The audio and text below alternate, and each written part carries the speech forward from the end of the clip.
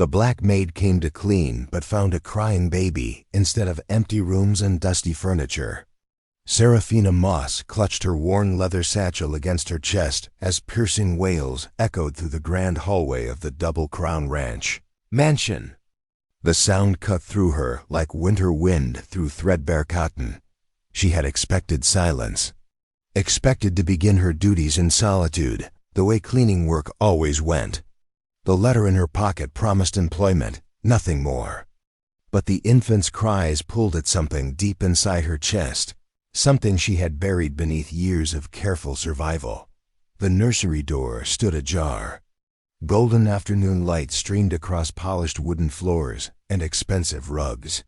In the center of the room, an ornate crib held a red-faced baby, fists clenched, voice raw from screaming. Jeremiah McKinnon, she realized. The motherless child she had heard whispered about in town. Every instinct screamed danger.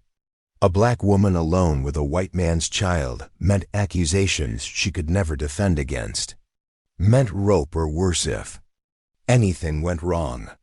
But the baby's cries tore at wounds she thought had scarred over. Her own daughter's face flashed in memory. Gone too soon, too young. Serafina set down her satchel. Her hands trembled as she reached into the crib. The moment. Her arms cradled Jeremiah, his wails softened to hiccups, then to peaceful breathing. His tiny fist curled around her finger with desperate trust. The floorboard creaked behind her. Thunder McKinnon filled the doorway, his weathered face a mask of disbelief. Dark circles shadowed his eyes. His clothes hung loose on a frame that had forgotten regular meals. This was a man drowning in grief and exhaustion. What did you do to him? His voice carried the rasp of sleepless nights. Serafina met his stare without flinching, though her heart hammered against her ribs. The baby remained calm in her arms, a small miracle neither of them could deny. Nothing but what any child needs, sir. Gentle hands and a steady heart. Thunder stepped closer, studying his son's peaceful face. 3 weeks of constant crying had nearly broken him. The doctor found nothing wrong. Wet nurses had come and gone. Nothing worked. Until now, he hasn't stopped crying since. Thunder's voice cracked. 3 weeks straight. I thought he was dying. The vulnerability in his admission surprised them both. Serafina recognized the look of a parent at the end of hope. She had worn it herself once, in another life, in another kind of desperation. Babies know things we forget, she said quietly. They know when the world feels safe. Thunder watched. His son's chest rise and fall in perfect rhythm. Color had returned to Jeremiah's cheeks. His breathing came easy and natural. For the first time in weeks, the house held peace instead of anguish. How? My voice, maybe. The way I hold him. Sometimes children just need to feel protected. The truth hung between them, unspoken. This child had felt his mother die, had sensed his father's despair, had absorbed the household's grief until it became his own endless wail. But in Seraphine's arms he found something else, something that remembered how to soothe. Thunder rubbed his face with both hands. The weight of sleepless nights showed in every line, every shadow. His expensive clothes couldn't hide the fact that he was falling apart. I'll double your wages if you can do this again. The words came out desperate, raw. He was a man used to solving problems with money and authority. But this problem had humbled him completely, reduced him to begging help from a woman he had hired to clean floors. Serafina understood the impossibility of what he asked. Her job was to dust furniture and scrub kitchen floors, not to care for his child, not to cross lines that could destroy them both. But looking down at Jeremiah's peaceful face, she saw her own lost daughter, saw a chance to heal something that had broken inside her soul. I'll do my best, Mr. McKinnon. Thunder nodded, relief flooding his features. Neither of them spoke about what this arrangement meant. Neither acknowledged the dangerous territory they were entering. Some things were too fragile for words. Call me Thunder. Everyone does. He left the nursery quietly, as if sudden noise might shatter the miracle. Serafina remained holding Jeremiah, watching dust motes dance in the golden light. Outside, wind moved through prairie grass with the sound of whispered secrets. She had come to clean a house. Instead, she had found a broken family that needed something much more complicated than soap and scrubbing brushes. Something that could save them all or destroy everything she had worked to build. The baby stirred in her arms, opening dark eyes that seemed to see straight through to her heart. In that moment, Serafina knew her life had just changed course completely. The question was whether either of them would survive what came next.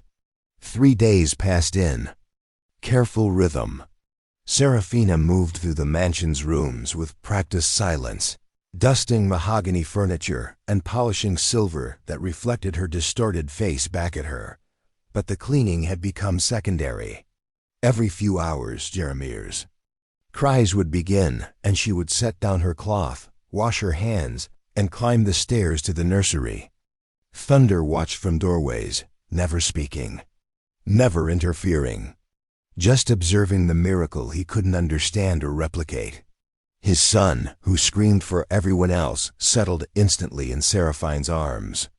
She would hum low spirituals that seemed to reach something deep in the baby's soul.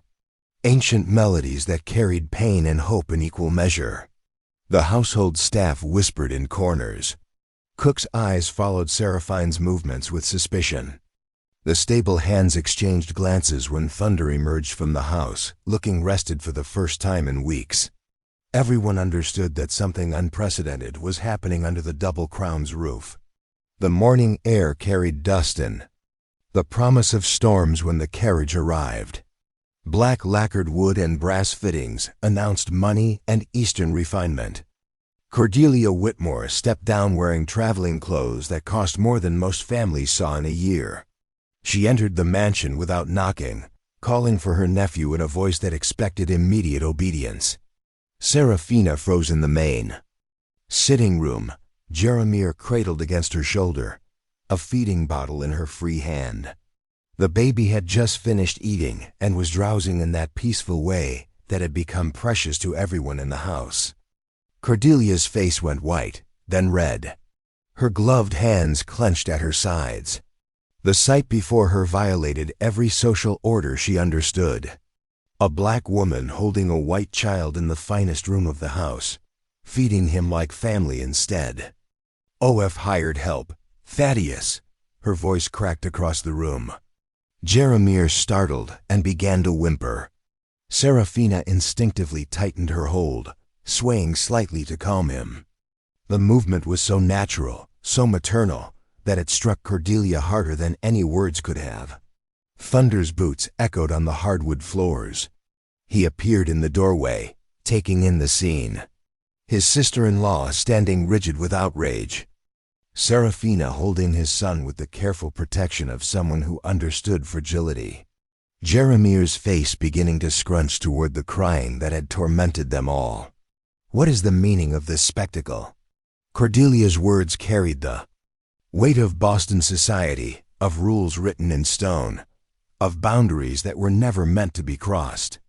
She pointed at Serafina as if the woman were a piece of furniture placed in the wrong room.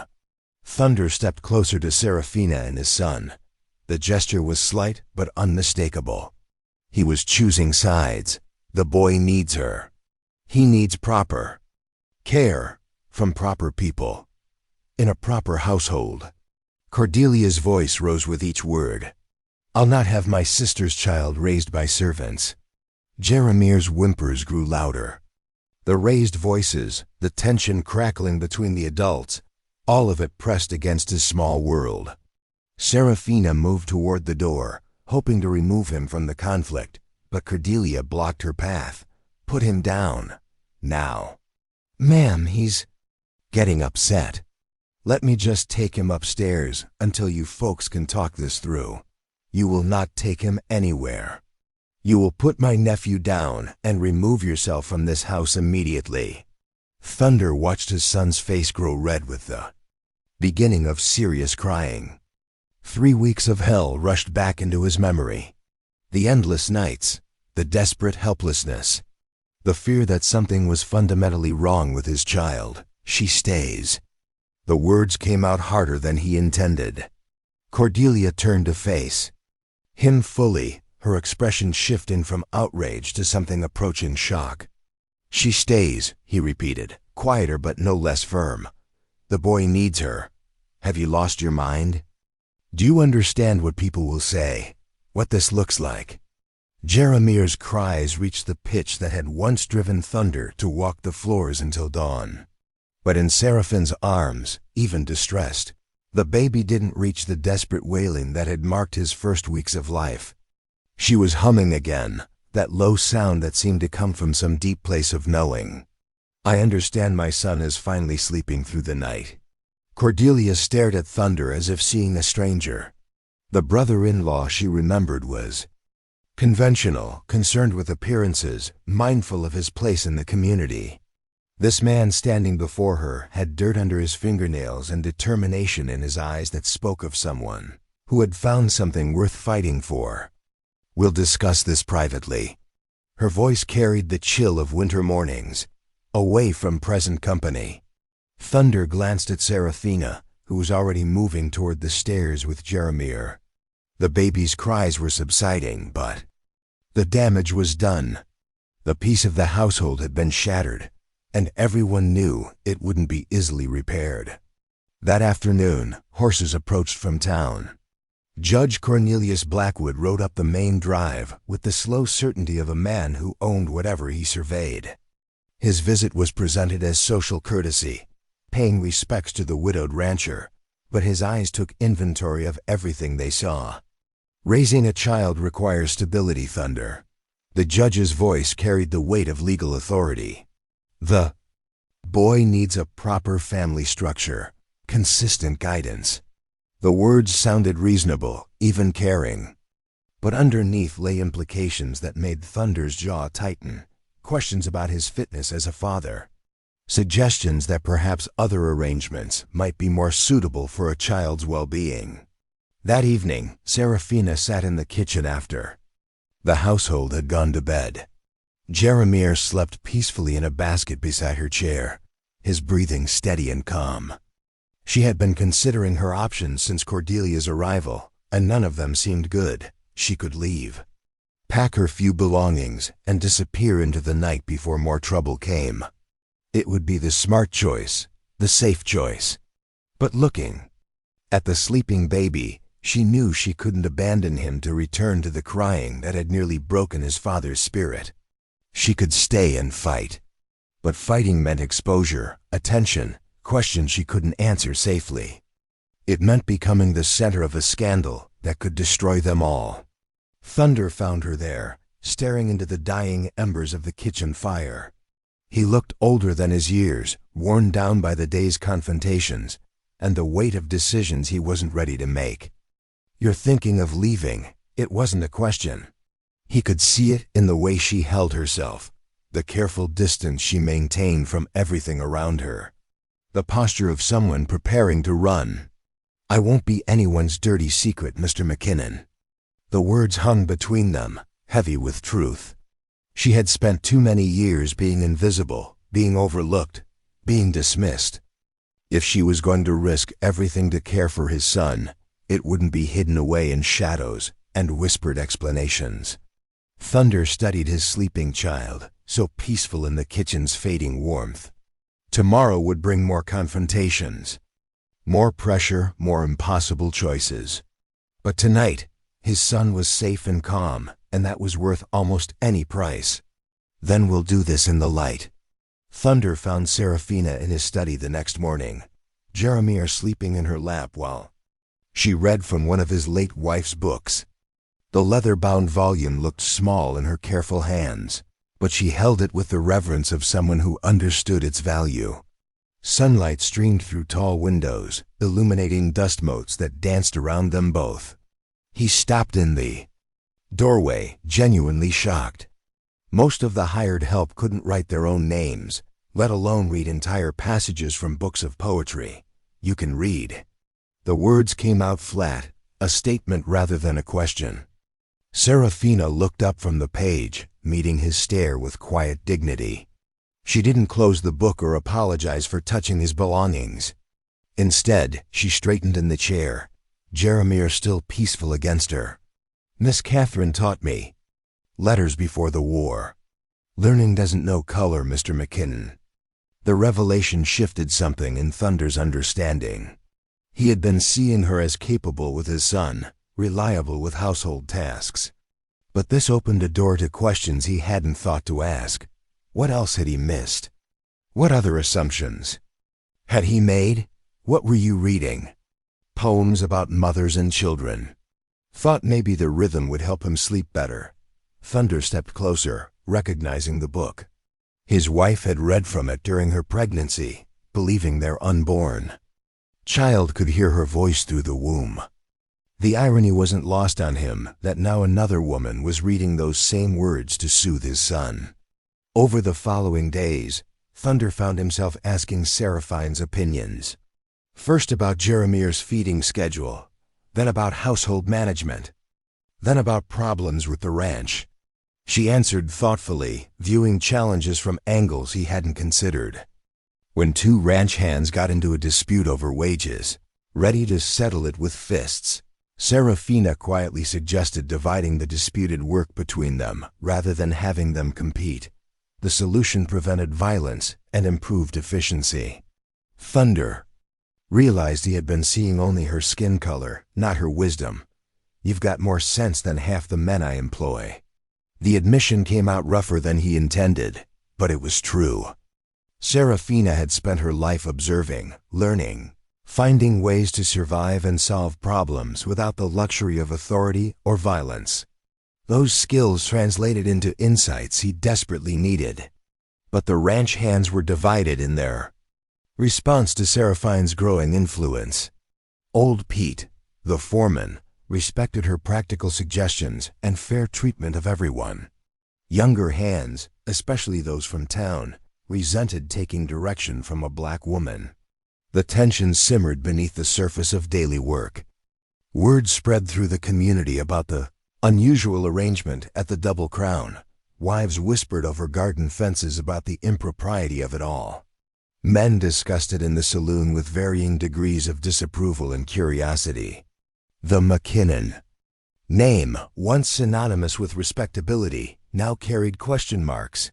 Cordelia began her own investigation, determined to find ammunition for Seraphine's dismissal. She wrote letters to contacts back east, asking discreet questions about tracking down information on former slaves. She planted seeds of doubt wherever she could. What do we really know about this woman? Where did she come from? What might she be hiding?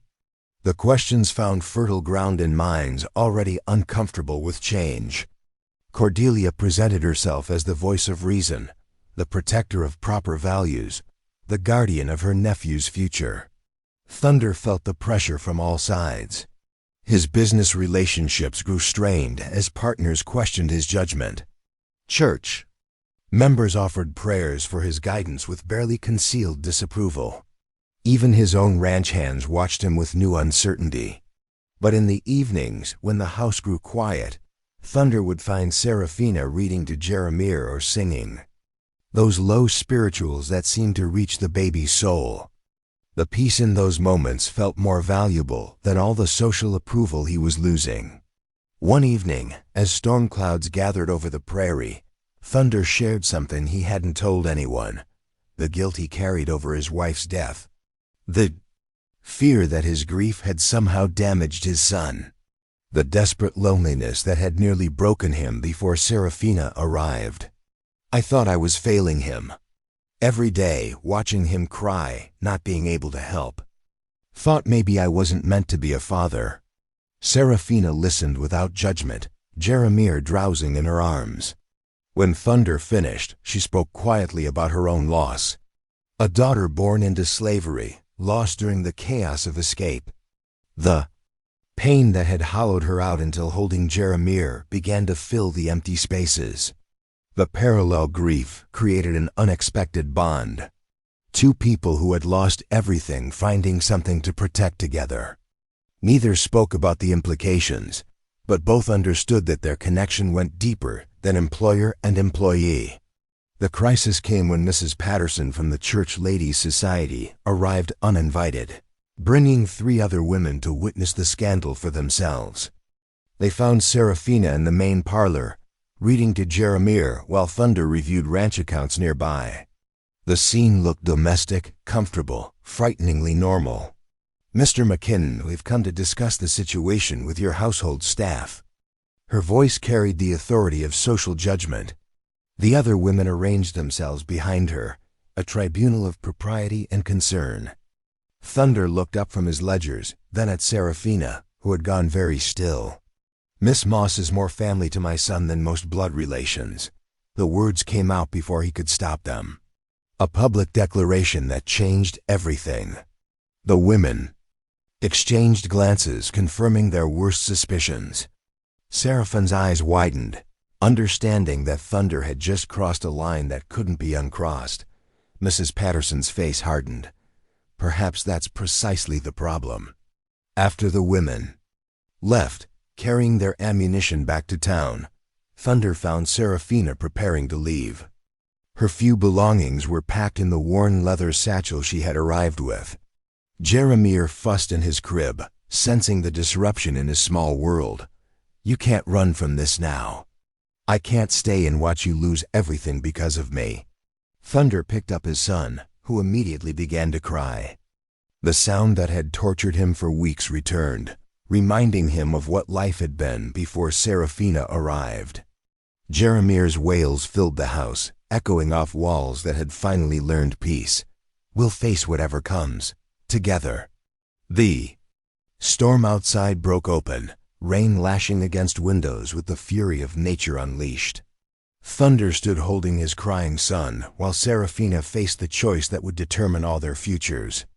Stay and fight for something that defied every social convention, or leave and let them both fall back into the darkness they had briefly escaped.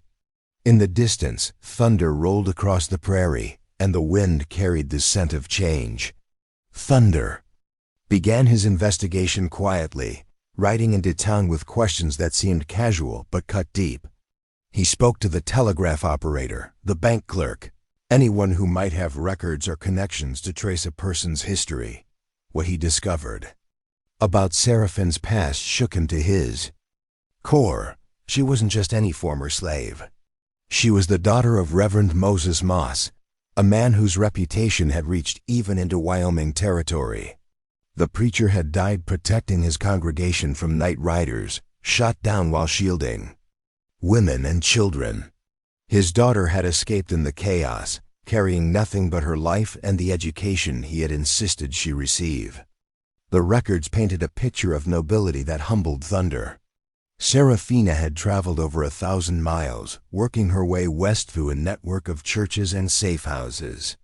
She had been a teacher, a midwife, a caregiver wherever she stopped. People spoke of her with respect, even reverence. But the same records revealed the danger she lived with daily. Bounty hunters still pursued escaped slaves, operating outside the law in territories where justice moved slowly. They cared nothing for changed circumstances or legal technicalities. To them, Serafina represented money and the kind of hunt that fed their twisted sense of purpose. Thunder understood now why she carried herself with such careful dignity, why she watched the horizon, why she had been prepared to leave at the first sign of trouble. She wasn't running from responsibility. She was running from men who would drag her back to a hell that no longer legally existed, but persisted in the shadows. Meanwhile, Cordelia pursued her own investigation with the thoroughness of someone convinced she was saving her family. Her letters reached contacts in Kansas, Missouri, places where records of former slaves might be found. What she discovered was the same information Thunder had uncovered, but she interpreted it through the lens of her own fears, a fugitive slave caring for her nephew, a woman with a price on her head living under their roof. The scandal would be enormous, the danger real. Cordelia saw herself as the voice of reason in a household gone mad. She confronted Thunder in his study, armed with telegrams and righteous indignation. The papers scattered across his desk as she laid out her evidence. "She's a fugitive. Do you understand what this means? What it could do to Jeremir's future? To your reputation?" Thunder studied the documents that confirmed what he already knew. Seraphine's real name, her father's death, the bounty that still technically existed on her capture. The information that could destroy her life spread across mahogany wood in neat black ink. "I know exactly what it means." "Then you'll dismiss her immediately. Before this goes any further, no." The word came out flat, final. Cordelia stared at her brother-in-law as if he had taken leave of his senses. This wasn't the cautious conventional man she remembered. This was someone who had found something worth risking everything to protect. "If you won't act, I will. Judge Blackwood needs to know what kind of woman is living in this house. What kind of influence she's having on that child." Thunder rose from his chair, his frame filling the space between Cordelia and the door. For the first time since she had arrived, she saw something dangerous in his eyes. Something that reminded her he had built his ranch through determination and the willingness to fight for what was his. "You'll do nothing. That child is my blood too. That child is my son. And he's thriving for the first time in his life." The standoff stretched between them, family bonds strained to breaking. Outside, the ranch continued its daily rhythm, but inside the house, battle lines were being drawn that would determine everyone's future. Thunder's distraction with family drama had cost him dearly in business. Cattle prices had dropped while he wasn't paying attention. Feed costs had risen. Debts that should have been manageable were becoming crushing. The Double Crown, once the most profitable ranch in the territory, was sliding toward financial ruin. Judge Blackwood appeared at exactly the right moment, offering to buy land at prices that seemed generous given the circumstances. He presented himself as a friend helping Thunder through difficult times. But his eyes lingered on the property boundaries, the water rights, the strategic value of the ranch's position. "These are hard times, Thunder. A man needs to be practical about his obligations." The pressure came from multiple directions: social disapproval, financial stress, family opposition. The weight of it all pressed down on Thunder's shoulders until he wondered if he was strong enough to carry it. But each evening, when he found Seraphina reading to Jeremir or singing those low spirituals that calmed the baby's restless spirit, Thunder remembered what he was fighting for. Not just his son's happiness, but the possibility of a life built on something more than convention and fear. Seraphina sensed the walls closing in around them. She saw the stress lines deepening around Thunder's eyes, the way his shoulders carried new tension. She heard the whispers of the household staff, the careful distance in their voices when they spoke to her. One night, as she prepared to leave Jeremir's nursery, she found Thunder waiting in the hallway. His face was haggard, aged by weeks of impossible choices and mounting pressure. "They want you gone. I know, they think you're dangerous. A bad influence. A threat to everything decent." Seraphina nodded, understanding the forces aligned against them. She had faced such opposition before, in different forms, in different places. The hatred was always the same, dressed in different clothes, but driven by the same fear of change. "Maybe they're right. Maybe I should go before this destroys you." "Both." Thunder stepped closer, his voice dropping to something just above a whisper. "What destroys us is giving up. What destroys us is letting fear make our choices. And what saves us? Fighting for what's right, even when it's hard. Especially when it's hard." In the nursery behind them, Jeremir slept peacefully, unaware that his future hung in the balance of adult decisions and adult courage. The baby who had brought them together now depended on their strength to keep the family they had built from falling apart. Thunder made his choice then, standing in the darkened hallway with moonlight streaming through tall windows. He would not let fear drive Serafina away. He would not let society's rules destroy the only peace his son had ever known. "We fight." The words carried the weight of a man who had found something worth losing everything to protect. Outside, the Wyoming wind carried the scent of approaching storms. But inside the Double Crown Ranch, two broken people prepared to stand together against whatever came next. The battle for their family was about to begin. Judge Blackwood arrived at dawn with papers that carried the weight of legal authority. His black carriage cut through morning mist, followed by two deputies who sat their horses with the stillness of men accustomed to enforcing uncomfortable decisions. The documents declared Thunder McKinnon an unfit parent due to his compromised household and questionable judgment. Cordelia stood beside the judge, her face set in lines of righteous conviction. She believed she was saving Jeremiah from a situation that would mark him for life. The baby would be removed immediately and placed in proper care until suitable arrangements could be made. Word had spread through town faster than wildfire. Townspeople gathered at the ranch gates, some supporting Thunder, others drawn by curiosity or the darker satisfaction of watching the mighty fall. The crowd carried the electric tension of a community divided against itself.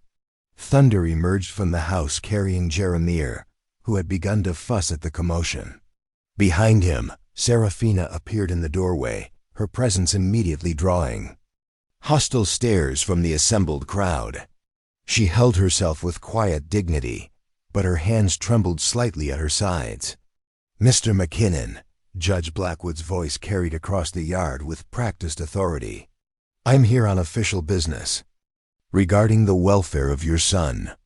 The baby's fussing grew louder as tension crackled through the air. Thunder tried to soothe him, but Jeremiah sensed the adult anxiety and responded with increasingly agitated cries. The sound that had once tormented the household threatened to return. Judge Blackwood unfolded the legal documents, reading charges of moral degradation and unsuitable living conditions. The words were carefully chosen, legally precise, designed to paint Thunder as a man whose grief had compromised his ability to provide proper guidance for his child. "This woman is a fugitive slave," Cordelia added, her voice cutting through Jeremiah's cries. "She has deceived us all about her true nature and background." The crowd stirred at this revelation. Some had suspected, others had whispered, but hearing it stated openly changed the atmosphere. Serafina became the focus of hostile attention, the outsider who had disrupted their community's order. But then old Pete stepped forward from the group of ranch hands. His weathered face carried the authority of someone who had worked the land for decades, who understood the difference between good people and bad, regardless of their color. "That woman's got more integrity than most folks I know." His voice carried across the yard, surprising everyone. Pete had never been one for speeches, but something about the moment demanded truth over comfort. "She's worked honest, treated everyone fair, and loved that boy better than his own blood." Other ranch hands began to murmur agreement. They had seen Seraphine's character daily, watched her handle difficult situations with wisdom and grace. Their testimony carried weight that legal papers couldn't match. Thunder felt a surge of gratitude for these men who worked his land. But Jeremiah's cries were growing desperate, the kind of wailing that had once driven Thunder to walk the floors until dawn. The baby was slipping back into the distress that had marked his first weeks of life. Judge Blackwood seized on this as evidence. The child is clearly distressed by the current situation. He needs stability, proper care, a suitable environment.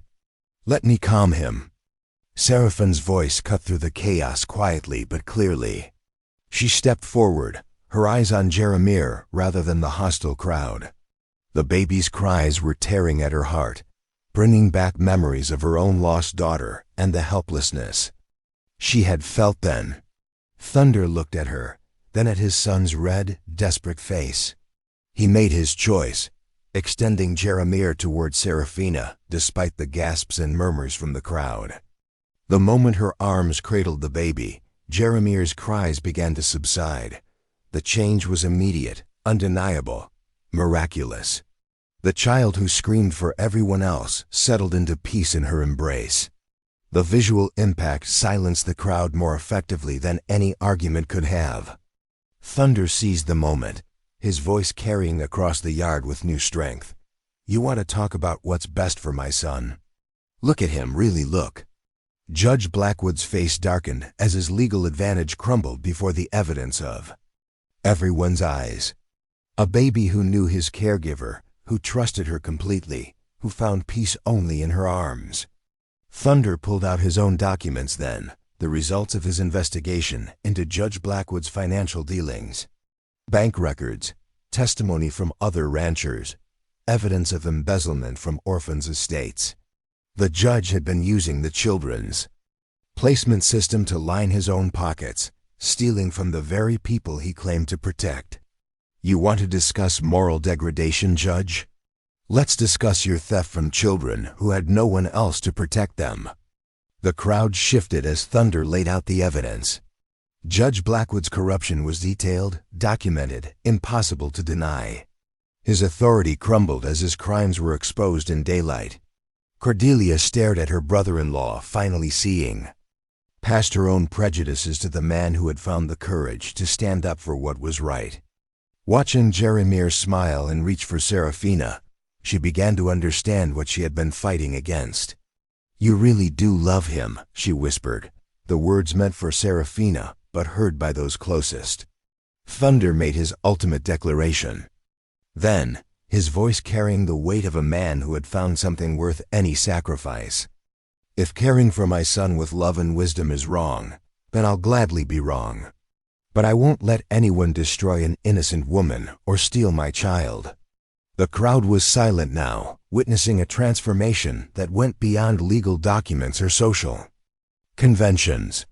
They saw a broken man who had found his strength, a woman who had risked everything for love, and a child who had found peace in the most unlikely place. Judge Blackwood's deputies looked uncertain, their authority undermined by their superiors' exposed corruption.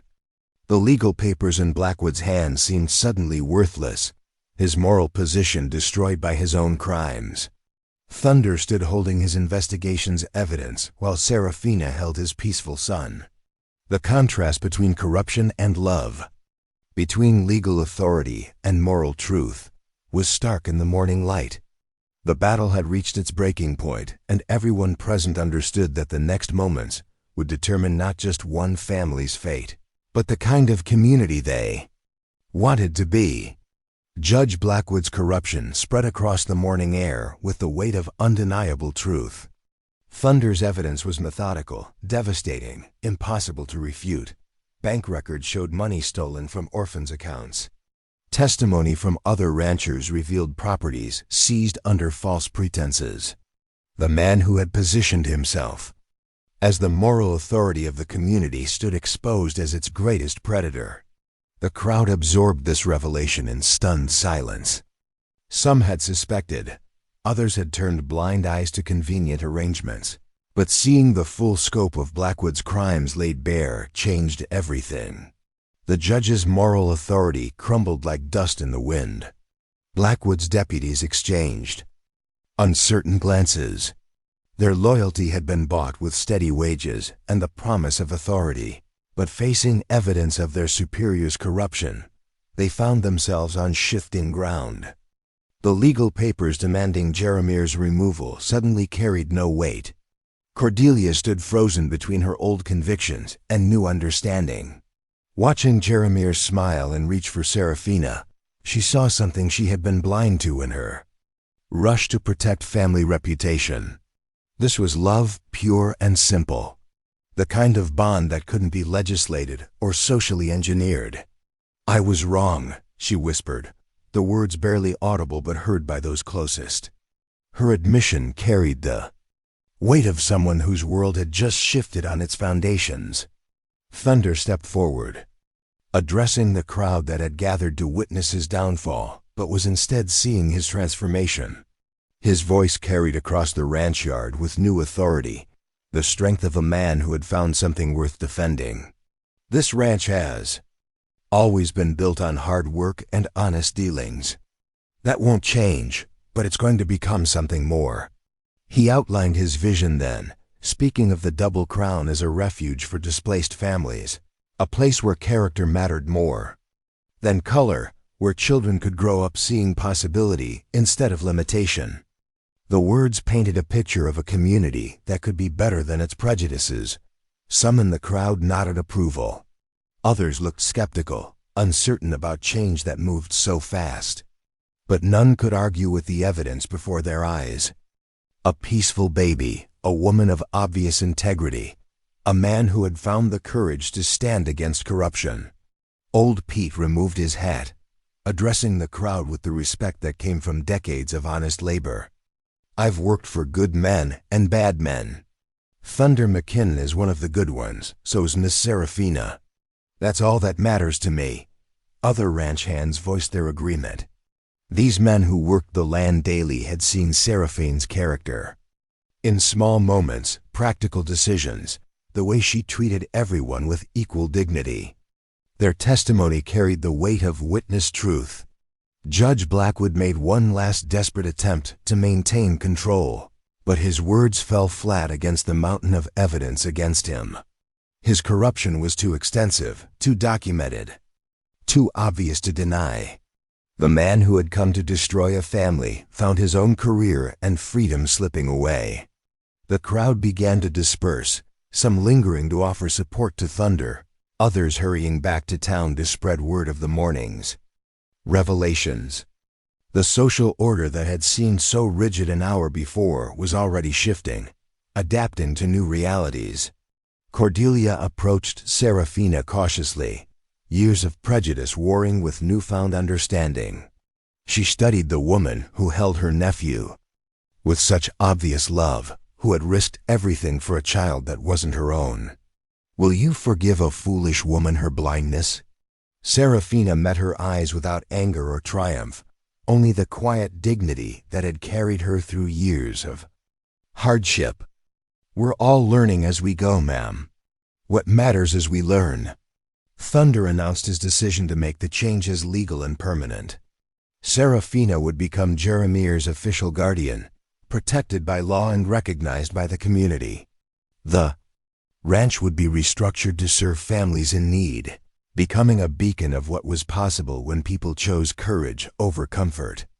The legal victory was sweet, but the personal transformation was sweeter. Thunder wasn't just keeping his son. He was becoming the kind of father Jeremy could be proud of, the kind of man who stood up for what was right, regardless of the cost. Months passed, and the Double Crown transformed into something unprecedented in the territory. Families arrived seeking fresh starts, finding work and dignity in equal measure. Children of different backgrounds played together in the ranch yard, growing up with expanded ideas of what family could look like. Serafina found herself not just caring for Jeremy, but helping to raise a generation of children who would see the world differently than their parents had. Her wisdom, earned through hardship and preserved through hope, became part of their foundation. Thunder discovered that his act of defiance had made him not an outcast but a leader. Other ranchers began following his example, creating opportunities for displaced families, judging workers by ability rather than appearance. Change spread across the territory one decision at a time. The same nursery where the story began became a symbol of transformation. Serafina still read to Jeremy there, but now other children gathered to hear stories, to learn letters, to absorb the quiet strength she offered. The room that had once echoed with desperate cries now rang with laughter and learning. Thunder often found himself in that doorway, watching Serafina with the children, marveling at the journey that had brought them all together. His son was thriving, surrounded by love and possibilities that defied every social convention of their time. The cleaning Serafina had come to do had indeed transformed the household, but not in ways anyone could have predicted. She had swept away more than dust and dirt. She had cleared away the barriers that prevented a family from forming, a community from growing, a future from opening. In the evenings, when the ranch settled into peaceful quiet, Thunder would join Serafina and Jeremiah in the nursery. 3. People who had found each other across impossible odds, who had built something beautiful from broken pieces, who had proven that love could indeed transcend every boundary society tried to build. The baby who had brought them together continued to thrive in their care, growing strong in the knowledge that family was something you chose and fought for, not something determined by blood or law or the narrow vision of frightened minds. And that is all to the story, for now. Please let me know where you are tuning in from. Perhaps we will create a story there. Consider liking this video and subscribing to our channel. And if you enjoy our content, click this video on your screen. I promise you, it's worth watching. See you tomorrow.